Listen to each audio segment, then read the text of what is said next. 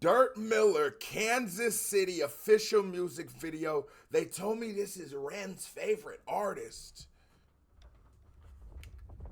I heard him on the live stream. This is not my first time hearing this song.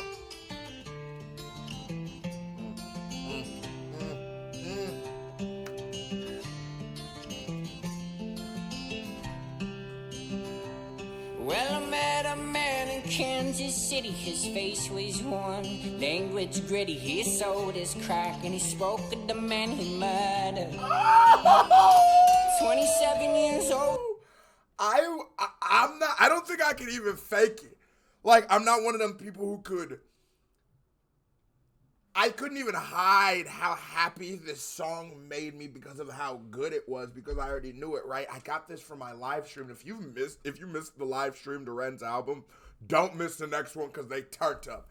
But when I heard this, I said this song deserves its own unique reaction, and I don't really care how it does in that algorithm. Actually, I'm lying. Hit that thumbs up button. Let's do the best we can do with it, but he's a smaller artist than like REN and stuff, so I understand it's not going to do as well, and it's not what it's about. Sometimes there's people with so much talent. Sometimes there's people who are just so fire that I want to like say, hey, I did something. Hey, because I believe this channel means something. I look at this more than just, I guess, a YouTube channel, but more as like a statement that anything that was dope and great in music, we were a part of. We were the thing that said, we are like the modern day radio. That's what I look at as the reaction is. And I got that from my live streams also, fire ass quote. But this guy takes like a modern neo folk kind of sound and listen to the story that he's telling, man. It's crazy. Yo, hold on. I just noticed. What's that? There's always gonna be a dick drew up somewhere when you see this much graffiti. Just squint your eyes and look. You'll find one. It's gritty. He sold his crack and he spoke of the man he murdered. He sold his crack and what do he mean by that? His crack and he spoke of the man he murdered. What do you mean by that? What do you mean by that? 27 years old, he was torn to the blood. His brother was a crip, got killed in cold blood. His body lay in the back of a piss-stained alley. And I like that. A lot of times niggas make gangs and the streets sound like Scarface and stuff like that. And as a nigga who's been in the streets, I'll tell you, most street activity is not that. Most street activity is not done by gangsters. Let me tell you what it's done by. Crackheads or drug addicts looking for their next fix. That's where the underworld really exists. And then you have trappers and people who deal with those people and give them what they need and benefit off of them and sort of exist on the outskirts of that. Some of them are that. But a lot of these gangsters, a lot of these drug dealers, they're addicts. They really are. And the dirty, gritty, grimy, this piss stain. He found his brother's blown out this light. It gives you that real, I'm not trying to pull no punches. I'm not trying to make this beautiful way of going about it. But then you also look at this nigga and you go,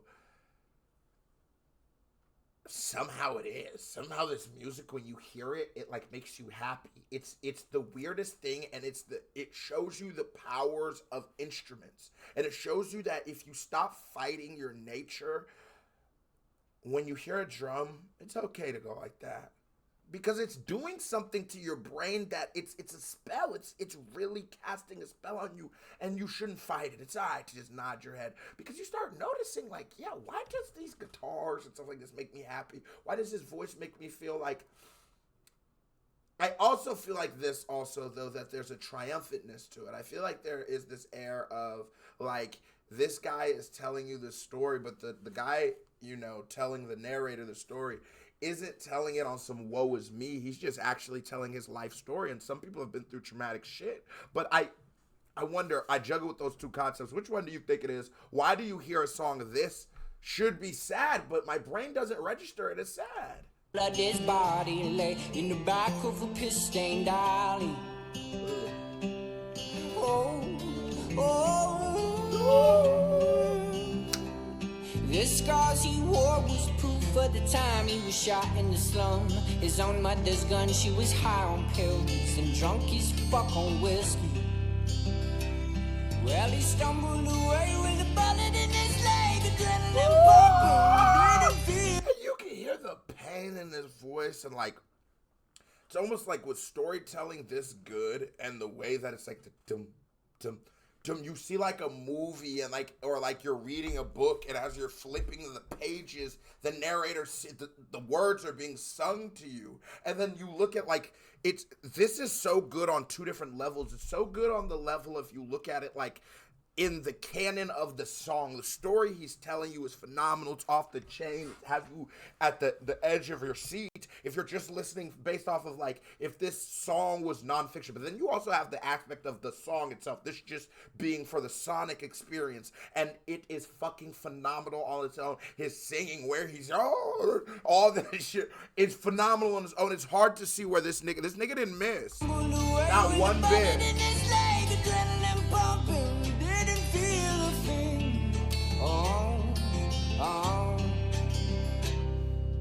Oh, Kansas City. Oh, don't fuck with me. Don't fuck with him. Limit this, creative fire in the black abyss. Don't you ever wonder how society has come to this? Wait, hold up, now hit the blunt twice. Take a step back, remove the fucking blindfold from your eyes. A preconceived illusion of a soon-to-come apocalypse. It's monotonous, ain't nobody stopping it. Well, I refuse to be a puppet on the string. Isn't this supposed to be the land of the free? And it's just like, you know, he really does remind me of like those traveling, damn near like homeless hippie niggas. You know what I'm saying? The homeless hippie niggas. Shout out to the homeless hippies. Can I get a can? There's a difference. Not all hippies are homeless and not all homeless niggas are hippies. You should know that. But where those two worlds meet makes for a pretty cool nigga on heroin. This is a KBD award for you and your heroin. Well, it was 100-foot tree coming from a seed that we could plant in everyone's mind. It's a spider web effect from here. So tell me, are we living just to die, my dear? We've been treading water for a while, and now it's time to sink us when we got the choice to make it, but we wonder what it's always been. Why is it always harder when the rain comes down? Wow. Well, the sun shining in my eyes. We walk along this abandoned island, and these dollar bills keep eating a hole in my pocket. And I don't mean to lose my way, but it's easier said than done. They say the hardest part is facing our self-destruction. Way, but it's easy. This is my favorite part right here. Hold on. They said it's easier said than done.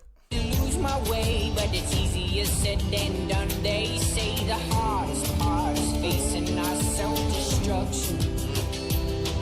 You always hear like people say that expression, like my biggest enemy was myself and stuff, and I don't understand what it is. I don't understand why, as people, like some of us, or all of us, really, I feel like, but I don't like saying that because I don't know. I don't like saying bads on everyone because I don't know everybody's head in their heart. So let me just speak for myself. It confuses me why I stand in my way so much, or historically throughout my life I've stood in my own way so much, or why I do things. I think I like myself and love myself, right? But I could name you 100,000 actions I've committed that would make you go, you couldn't have cared for yourself very much. You couldn't have loved yourself very much if you did that. I wonder why I do that to myself. I wonder why sometimes I forget how to love myself, or I forget to love myself in times, you know? The hardest part is facing my self-destruction. Oh, Kansas City. Oh, don't fuck with me. Oh, Kansas City! Kansas, Casey! Don't fuck with me. Boy, nigga, I've been to Kansas. And somehow this is exactly, for those of you who haven't been to Kansas, this is Kansas. This has a little more of like an old westerny vibe than Kansas. But if you get into them like crackhead dungeons of Kansas, oh yeah. Oh, yeah. We could probably get a record label out of these niggas.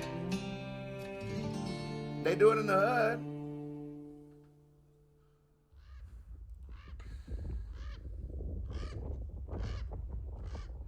Yeah, no, that was some fire. And a super simple video. They did a lot with just like 1 or 2 locations. That was a certified 5. Check it. Comes another reaction by me right here. Pink music video by me right there. Bow, click on it. Show me you love. You watch the video. Long you didn't hit that thumbs up button. You're a host. So stop being a hoe. Keep it a family. Love y'all. Salute. I am gone.